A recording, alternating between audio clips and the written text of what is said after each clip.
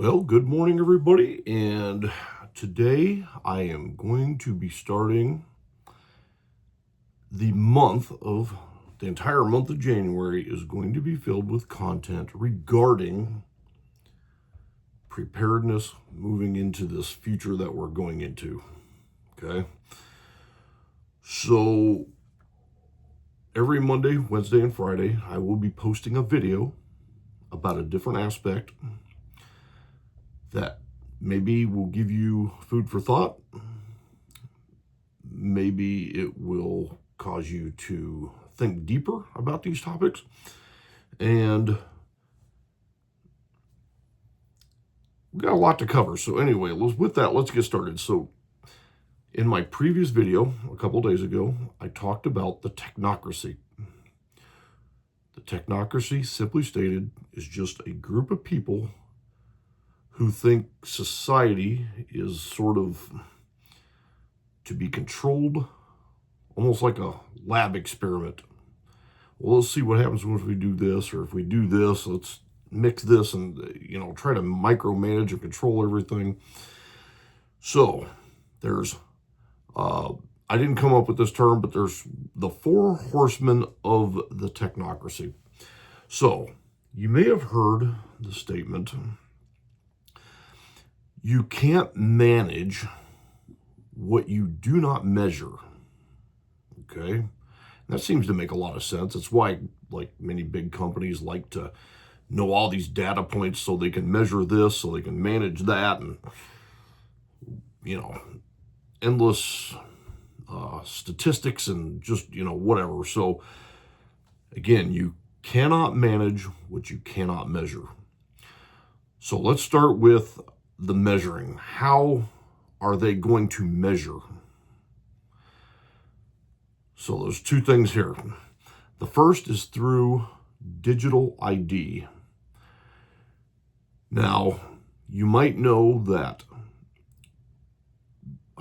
within the United States, they've already started to move towards, what they call the real ID, where it's got like a little yellow star on it. Okay, that's merely one of the steps to getting there. But a true digital ID would be perhaps something that it might even be on your phone, for example. It would be something that is literally truly digital, like it resides on your phone. You use your phone for doing everything. But in any case, a digital ID, in theory, or at least that's the selling point, is that it can't be manipulated. Perhaps your identity can't be stolen. Of course, that's inevitably always going to happen. The other aspect of measuring is the social credit score system. We already know that it's been instituted in other countries like China, and I believe places in Europe are actively working on this as well. You can be safely assured that here in the United States, there is a plan to institute some sort of social credit score. Perhaps if you post something online that would, that the establishment doesn't like, that will affect your credit score, your social credit score. It will limit your options, things of that nature. So anyway, for the measuring aspect, it's the digital ID and your social credit score. The other half of this equation is the managing part. So you've heard of, or maybe you haven't, and you should, what they call CBDCs, which is central bank digital currencies. So all that simply is kind of like a very common, imagine, if you will, like a Bitcoin where everybody's obligated to use it. The only thing is that I think initially the government did probably want to create their own actual coin, And I know there was one called the Fed coin, but I believe that's being like kind of steered towards a different use. But a central bank digital currency it's literally a digital currency issued by the central bank of your country, or in this case, the Federal Reserve in the United States. So I think they originally wanted to come out with their own. Whatever that may have been called, it doesn't matter. But I think they have actually kind of diverted away from creating their own and gone towards what's called a stable coin. A stable coin is simply another digital currency that exists, or previously exists. It exists right now. So, for example, one is called Tether.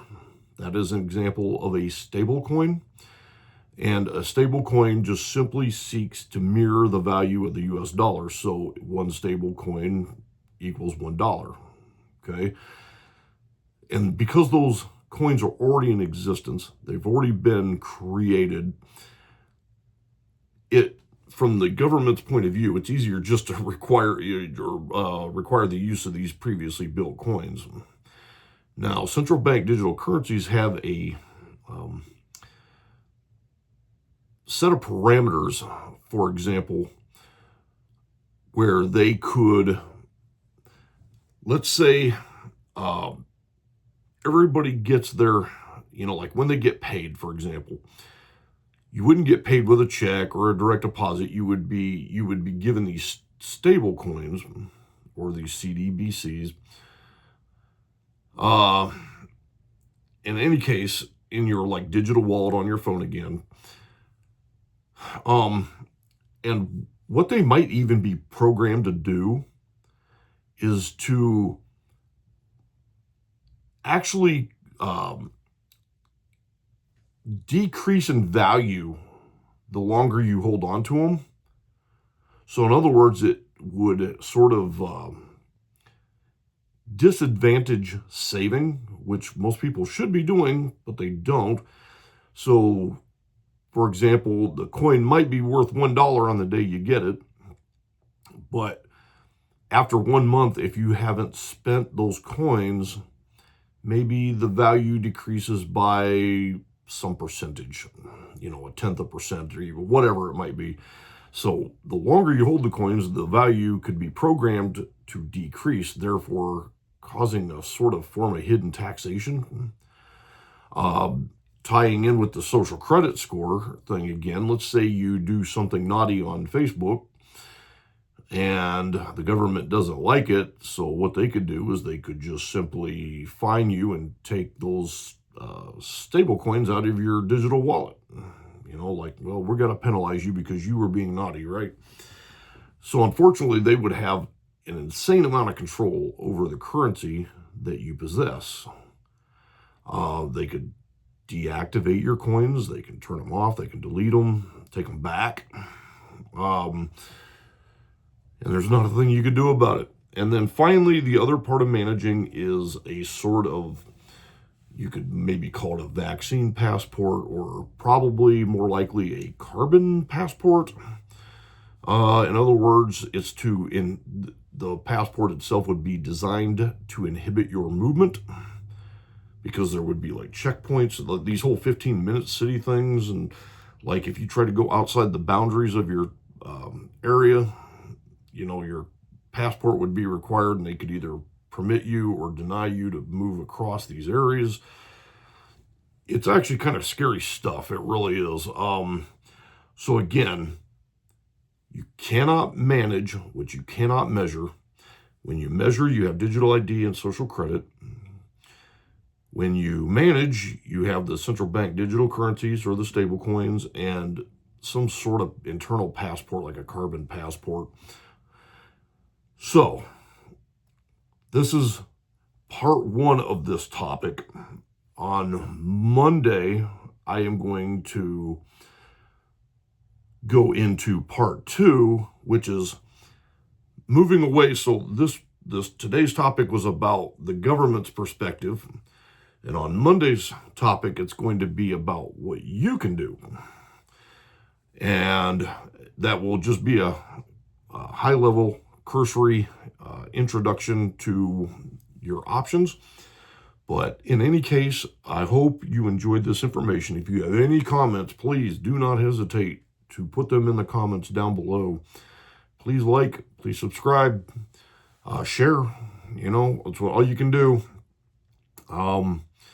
So with that said, I will conclude this video, and I will see you again soon. Bye-bye.